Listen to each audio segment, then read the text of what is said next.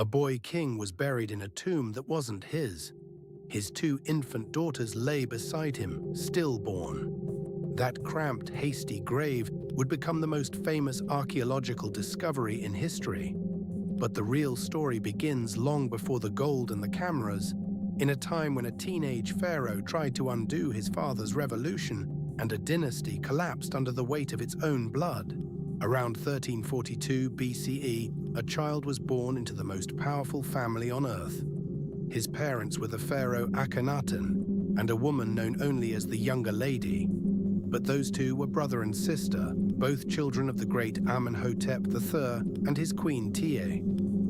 The boy was named Tutankhamun, which meant living image of Aten. Aten was the sun disk his father had declared the one true god, a radical break from thousands of years of Egyptian tradition. The boy grew up in the city of Amarna, a glittering capital built overnight to honor the new religion. He saw his father erase old gods, close temples, and persecute priests of Amun. But when Akhenaten died, the experiment crumbled. Tutankhamun was only 8 or 9 years old when he was placed on the throne, taking the throne name Neb-Keperur. Too young to rule, he was guided by powerful advisors, the Vizier I and the General Horemheb, and those advisors had very different ideas. Within the first few years, the child pharaoh began to reverse everything his father had done. He moved the court away from Amarna back to the ancient city of Memphis. He restored the worship of Amun, the old king of the gods. He and his wife, Ankhesenpaten, who was also his half-sister, a daughter of Akhenaten, changed their names. Tutankhamun became Tutankhamun, living image of Amun. She became Ankhesenamun. The Aten suffix was dropped as if it had never existed. In the 3rd year of his reign, the decision was final.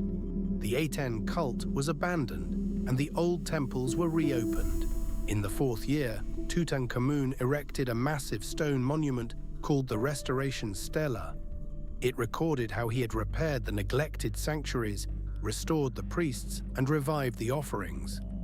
The stela made him look like a pious restorer, but it was likely the work of his council, using the boy's name to legitimize a political coup. Tutankhamun didn't just undo religious reforms, he tried to rebuild Egypt's place in the world. He sent military campaigns into Nubia and the Near East. He re-established diplomatic ties with the kingdom of Mitanni. He began construction of a proper royal tomb in the Valley of the Kings and a mortuary temple for his afterlife. But nothing was finished. The tomb was still being cut into the rock. The temple was barely a foundation.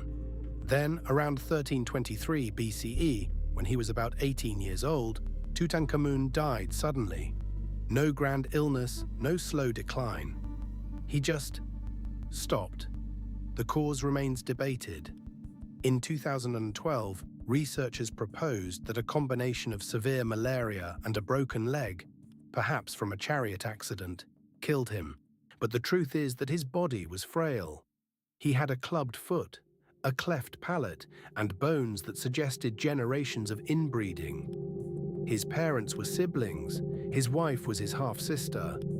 The royal bloodline of the 18th dynasty was a genetic dead end, and Tutankhamun was its last leaf. Death came too fast. The royal tomb was nowhere near ready. So the priests and officials did something extraordinary. They took a small, non-royal grave, probably meant for a nobleman, and hastily converted it for the pharaoh. They painted the walls, sealed the entrances, and placed the boy king inside. His body was mummified, but even that was rushed.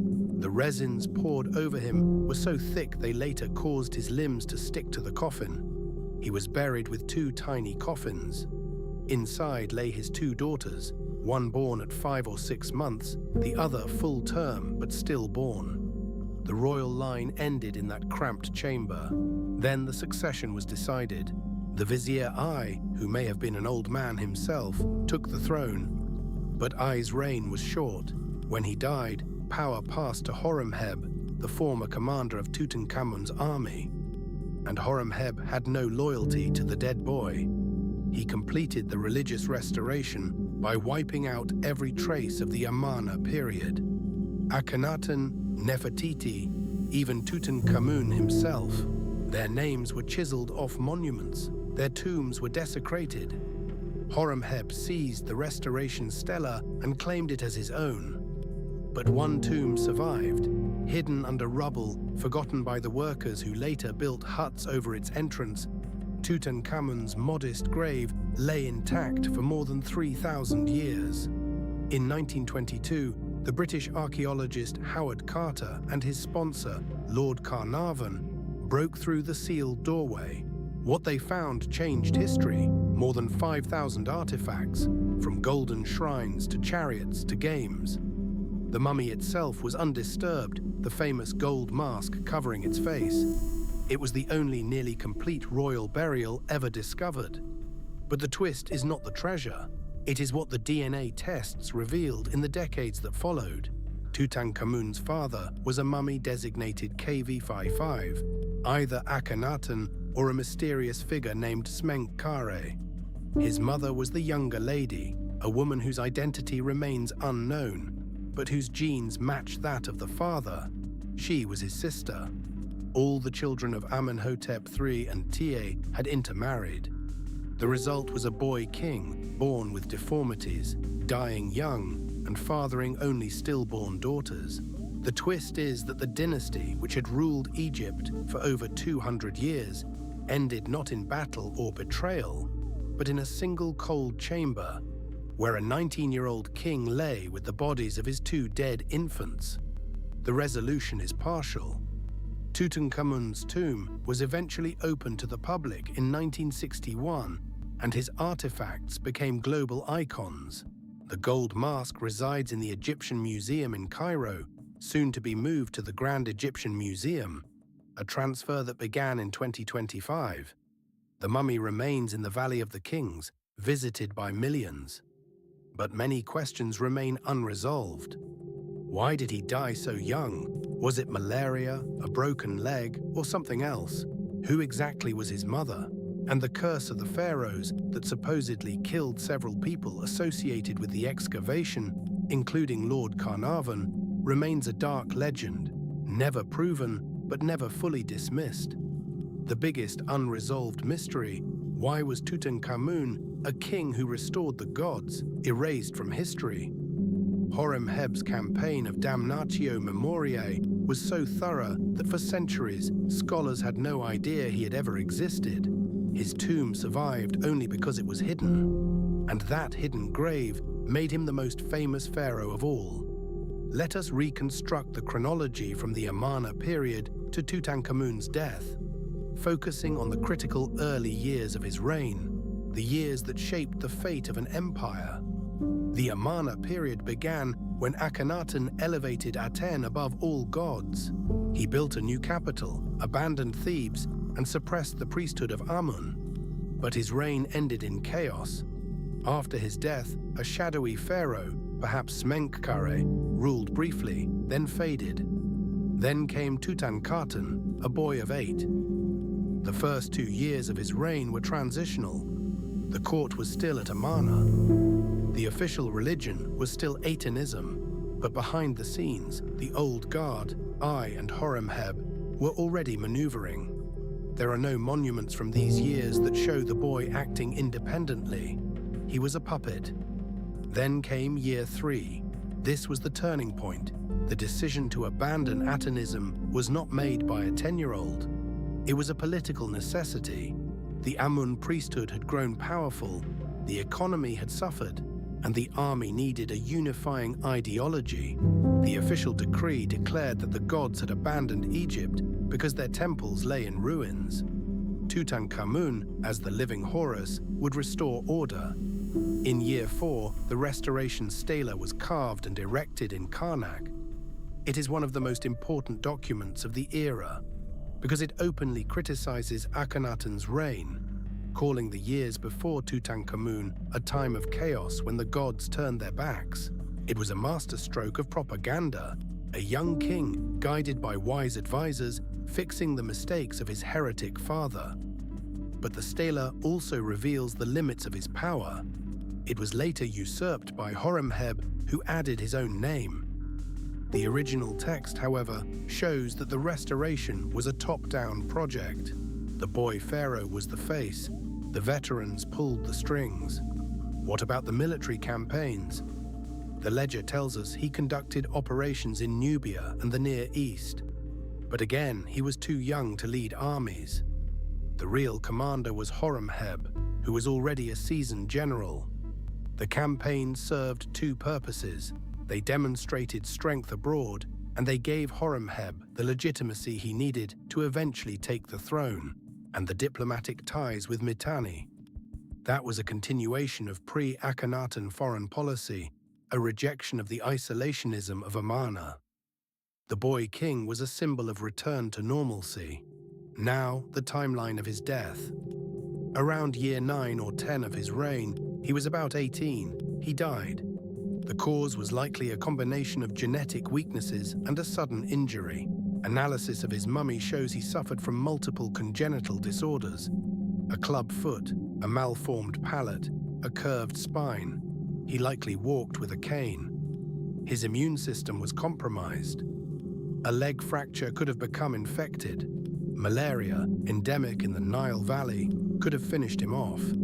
The key analytical angle here is the political vacuum. His death was sudden, so there was no time to prepare a royal tomb. The one being built in the Valley of the Kings was far from complete. A small, non-royal tomb was quickly adapted.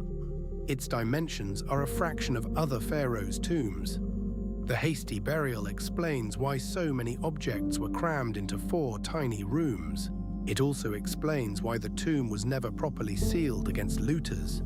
Indeed, it was robbed twice in antiquity, though the thieves missed the most valuable items.